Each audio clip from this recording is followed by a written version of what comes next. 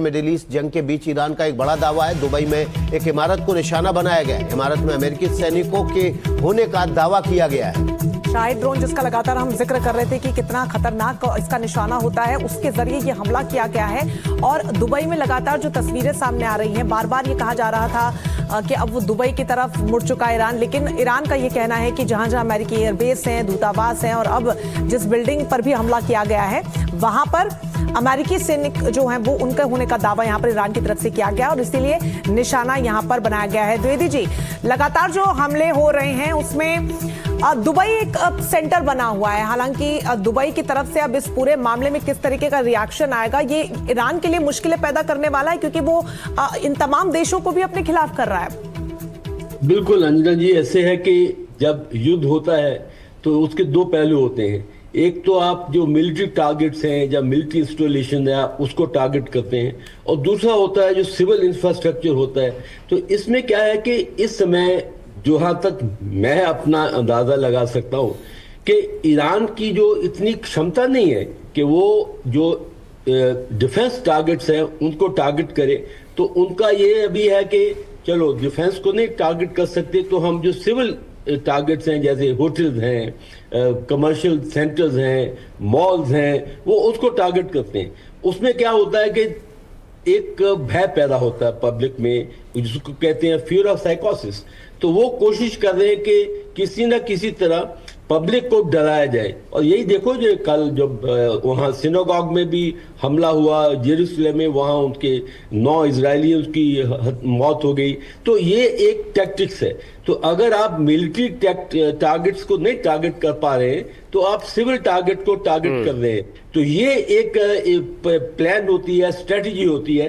तो ये इस समय ईरान की स्ट्रेटजी है कि किसी न किसी तरह उस देश को नुकसान पहुंचाया जाए, चाहे मिलिट्री टारगेट ना भी हो तो सिविल और कमर्शियल टारगेट पर भी वो फायर कर रहे हैं ताकि कुछ ना कुछ हासिल हो सके।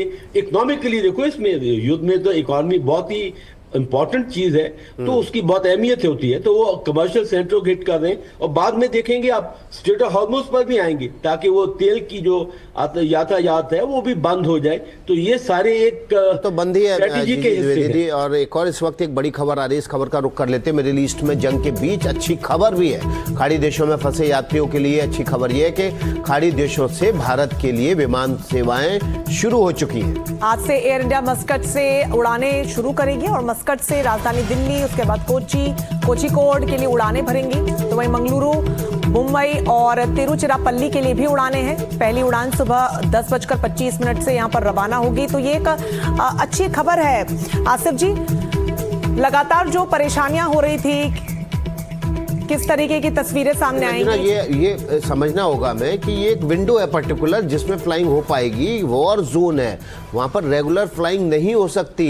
जो शेड्यूल्ड फ्लाइंग होती है कि जो दिन भर हर आधे घंटे पे 1 घंटे के लिए दुबई और मिडिल ईस्ट के लिए फ्लाइंग है, वो नहीं हो रही है। कुछ घंटों की विंडो है जो ईरान से, अमेरिका और इजराइल से बातचीत के बाद बनाई गई है, जिसमें भारत के लोगों को जो अभी वहां पर ट्रैवल कर रहे थे उनको निकाला जा सके। और ये विंडो 3-4 घंटे के बाद फिर से क्लोज हो जाएगी। तो आम लोगों को ये समझना होगा कि ये रेगुलर फ्लाइंग जैसी नहीं है। सिर्फ जो लोग वहां फंसे हुए उनको निकालने के लिए, और जो ट्रैवल कर रहे थे वहां पर, जो रह रहे हैं, जो लोग वहाँ काम धंधे के सिलसिले में रहते हैं, उनको निकालने का सिलसिला अभी नहीं शुरू हुआ है।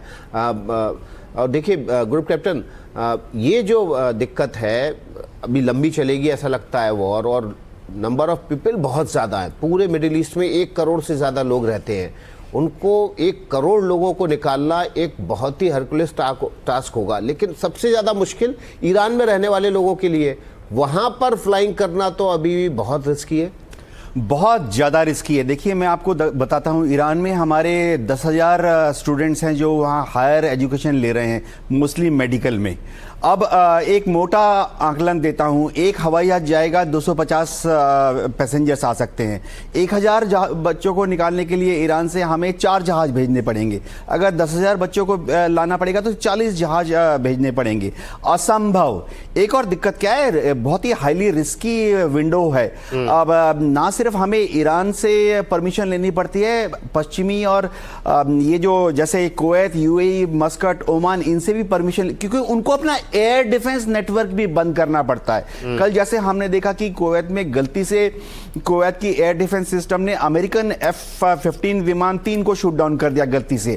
तो ऐसा ना हो कि हमारा या दुनिया के यूरोपियन देश भी अपने हवाई जहाजों को भेज रहे हैं पैसेंजर सिविलियंस उठाने के लिए, तो ऐसा ना हो कि वो वहां एंटर करे। और विद्रोही भी है, एक समस्या ये भी है, हाँ। ये अगर अटैक कर देता है तो उससे कौन बात करेगा? एग्जैक्टली अभी जैसे हुती विद्रोही हैं ज्यादातर यमन में हैं। हुती का गढ़ जो है दक्षिण यमन में है, सना के आसपास है। तो उस एरिया को टोटली नो फ्लाई जोन बनाया जाता है। नोटेम इश्यू होते हैं जिसमें विदेश मंत्रालय, सिविल एविएशन मंत्रालय और मिनिस्ट्री ऑफ डिफेंस कहती है कि एक एब्सोल्युटली नो गो जोन्स। देखिए जैसे ओमान में गया है, दिक्कत क्या है, हमारा जब विमान ओमान में लैंड कर रहा है तो जैसे ही हमारा विमान भारत से टेक ऑफ करके ओमान की तरफ जा रहा है तो जब हमारा विमान ओमान से 300 किलोमीटर, 200 किलोमीटर, 100 किलोमीटर दूर है, तभी ओमान को अपने एयर डिफेंस सिस्टम्स को ऑफ करना पड़ता है। तो ये बहुत ही कॉम्प्लेक्स प्रोसीजर्स है। सर्विलेंस रेडार घूमते रहते हैं, लेकिन जितने मिसाइल गाइडेंस रेडार्स हैं उनको ऑफ करना पड़ता है। तो जो कमांडर होता है, जो COO चीफ ऑपरेशंस ऑफिसर्स होते हैं, उनके पास एक होता है नो फायर स्विच, वो मैन्युअली उसको ऑपरेट करते हैं। क्योंकि एक छोटी सी गलती हो गई और अगर एक सिविल एयरक्राफ्ट 200 पैसेंजर्स के साथ गिर गया तो ये बहुत बड़ी त्रासदी होगी। जी बिल्कुल। और ये जो आप समझा रहे हैं कि जिस तरीके का नेगोशिएशन भी होता है इन देशों के बीच में, वो इन परिस्थितियों में कैसे किया जाए, संभव कैसे हो, क्योंकि अलग अलग फ्रंट्स इसमें शामिल है, इसलिए ये बहुत बड़ा चैलेंज। इन सबके बीच एक बड़ी खबर आपको बता देते हैं, जहां पर ऑस्ट्रेलिया के रक्षा मंत्री रिचर्ड मार्ल्स का बड़ा बयान सामने आया है। अल मिनहाद हवाई अड्डे पर हमले को लेकर उन्होंने जानकारी दी। ऑस्ट्रेलियाई सैनिक इस हवाई अड्डे पर तैनात हैं और हमले में किसी के भी हताहत होने की खबर नहीं है। इस वक्त की जो बड़ी खबर है वो ऑस्ट्रेलियाई रक्षा मंत्री के हवाले से आ रही है। अल मिनाद हवाई अड्डे पर ईरान की तरफ से हमला किया गया है। यहाँ पर ऑस्ट्रेलियाई सैनिक तैनात हैं, लेकिन कोई भी घायल नहीं हुआ है। आसिफ रमीज भी हमारे साथ जुड़ गए हैं। आसिफ जी, आपके पास आऊं इस खबर से जुड़ी ज्यादा जानकारी लेने के लिए। इन सबके बीच एक बड़ी जानकारी पहले दर्शकों को दे देते हैं, युद्ध से जुड़ी हुई, जहां पर डोनाल्ड ट्रंप का बड़ा ऐलान यहां पर आया है। लगातार वो बयान दे रहे हैं। इन सबके बीच कई बड़े दावे उनकी तरफ से किए गए हैं। एक बड़ा अपडेट आपको बता देते हैं, जहां पर मिडल ईस्ट में जो तस्वीरें लगातार सामने आ रही है युद्ध के बीच, ईरान पर हमले को लेकर ये बड़ी खबर इस वक्त की सामने आ रही है। तेहरान के CCTV कैमरे हैक किए गए थे। देखिए, ये बहुत बड़ी जानकारी है। इजरायली इंटेलिजेंस ने हैक किया था। ये वो खास तरीके का एरिया है। तेल अवीव भी CCTV लाइव फीड भेजी गई थी। तो जिस चीज का जिक्र लगातार हम करते हैं विकास की, मोसाद किस तरीके से ग्राउंड जीरो पर काम करता है, उसी की तस्दीक यहाँ पर की जा रही है। जनरल द्विवेदी, मैं आपसे इसी से जुड़ा सवाल लेना चाहूंगी। CCTV कैमरे तक हैक कर लिए गए थे, यानी कि जो ट्रैकिंग है खामेनेई की, वो पूरी तरीके से पुख्ता तरीके से की जा रही थी। हालांकि जून में जब अमेरिका की तरफ से परमाणु ठिकानों को निशाना बनाया गया था, तब भी डोनाल्ड ट्रंप ने एक बयान दिया था और कहा था कि कहां जा रहे हैं, क्या कर रहे हैं खामेनेई, हमें सब पता है, लेकिन अभी उनका वक्त नहीं आया। यानी अमेरिका ने तब से ट्रैकिंग चालू कर रखी थी। इजराइल भी पूरी तरीके से सपोर्ट में। देखिए अंजना जी, जैसे कोई भी ऑपरेशन शुरू होता है उससे पहले बहुत तैयारी की जाती है, और तैयारी होती है कि इंटेलिजेंस आप कैसे पुख्ता बना सकते हैं। इंटेलिजेंस होती है इलेक्ट्रॉनिक्स मींस से, साइबर और ह्यूमन इंटेलिजेंस, ये तीनों इकट्ठे होके एक इंटेलिजेंस का एक नेटवर्क बनता है। तो इसलिए ये CCTV जो है उन्होंने हैक किए हैं, तो ये इलेक्ट्रॉनिक मींस से उन्होंने इसको हैक किया है। उससे क्या होता है कि आप मिनट टू मिनट आप पता लगा सकते हैं कि किस प्रकार जो लीडर्स हैं या उनके जो मेन पर्सन टारगेट्स हैं, उनको आप कैसे ट्रैक कर सकते हैं। और एक इसी का एग्जांपल है, देखिए कुछ 2-3 साल पहले जब हिजबुल्लाह को उन्होंने टारगेट किया था मोसाद ने और इजरायली ने, उनके पेजेस को हैक किया था। तो ये एक बहुत ही इंपॉर्टेंट चीज है कि इलेक्ट्रॉनिकली आप कैसे जो ये सर्विलेंस सिस्टम है उनको आप हैक कर सकते हैं। जब वो हैक हो जाते हैं तो आपको पूरी रियल टाइम इंटेलिजेंस मिलती है। इसीलिए जो इन्होंने क्षति बचाई है लीडरशिप को, तेहरान के अंदर, जिसमें खमेनी साहब मारे गए और 40 और उनके लीडर मारे गए, इसलिए है कि उनको मिनट टू मिनट इंटेलिजेंस मिल गई थी, जो कि इलेक्ट्रॉनिक, साइबर और ह्यूमन इंटेलिजेंस मिलके एक नेटवर्क बनता है। विकास बिल्कुल, और जो आप जिक्र इस चीज का कर रहे हैं, आसिफ रमीज जी भी हमारे साथ हैं विकास, और उनसे भी समझेंगे कि किस तरीके से ये जो पूरा इंटेलिजेंस है ये काम करता है। देखें, thank you very much for having me here. ये जो आपने सवाल किया है ये तो बहुत ही टेक्निकल सवाल है, लेकिन आपने इससे पहले एक सवाल और मुझसे किया था, वो बहुत अहम है, इसलिए मैं उसको टच करना चाहूँगा, इजाज़त हो तो। आपने अभी कहा था कि किस तरीके से यहाँ पे जो एक अच्छी खबर आई है कि कैसे यहाँ के भारतीयों को अच्छी तरीके से अपने घर पहुँचाया जाए, जो ट्रैवलर्स हैं, जो रह रहे हैं, उनके लिए तो उतना मसला नहीं है। तो मैं चूँकि ऑलरेडी यहाँ रह रहा हूँ, मुझे अंदाजा है कि एक चीज के लिए फिक्र करने की बिल्कुल भी जरूरत नहीं है कि भारत यहाँ पे हैं, उनके साथ किस तरीके से प्रॉब्लम्स आ सकती है, बिल्कुल नहीं।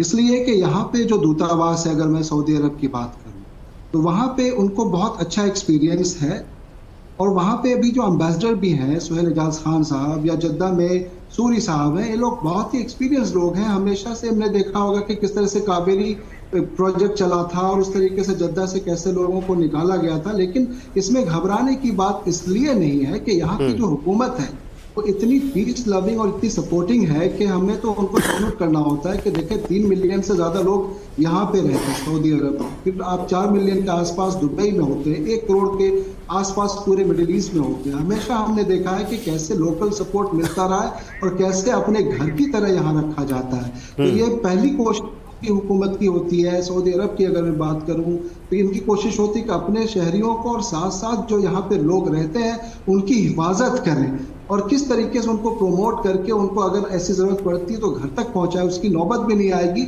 यहाँ पे ऐसा नहीं है कि बिल्कुल अफरा तफरी की कोई बात नहीं। मीडिया में बहुत सी ऐसी बातें बताई जाती हैं जिसको लेके लोग परेशान हो जाते हैं, लेकिन परेशानी की ऐसी बिल्कुल बात नहीं है, और बहुत ही अच्छे तरीके से यहाँ पे सिस्टम काम करता है और रहा है। और भारत सरकार भी इस पे बहुत ज्यादा सपोर्ट करती है, यहाँ के दूतावास बहुत अच्छे तरीके से काम कर रही है।